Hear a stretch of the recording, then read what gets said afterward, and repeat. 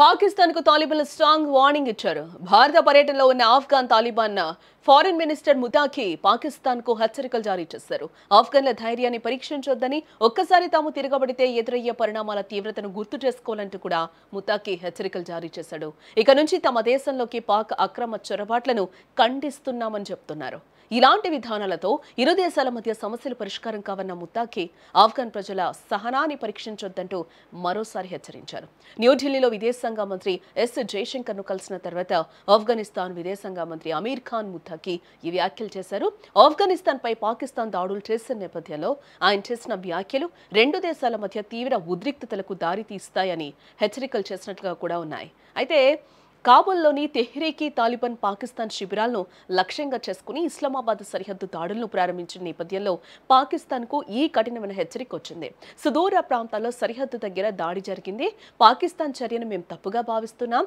40 సంవత్సరాల తర్వాత ఆఫ్ఘనిస్తాన్ శాంతి మరియు పురోగతిని సాధించింది. ఆఫ్ఘన్ల ధైర్యాన్ని పరీక్షించకూడదు.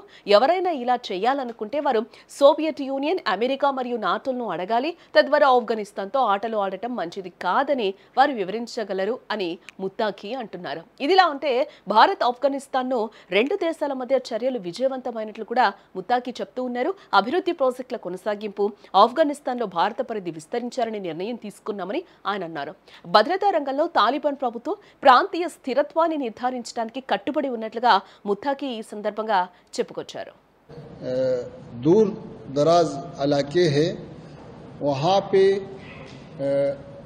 कुछ अटैक हुआ है, हम उसकी मजम्मत करता है और हम पाकिस्तान हुकूमत का ये काम एक बड़ा गलती समझता है और इससे मसाइल हल नहीं हो सकता है।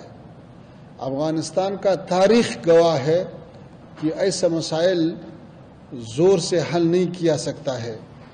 तफाहुम और मुज़ाकरात का दरवाज़ा हमने खुला है, तफाहुम होना चाहिए और जो मुश्किलात जिस ममालिक के अंदर है वो अपना मुश्किलात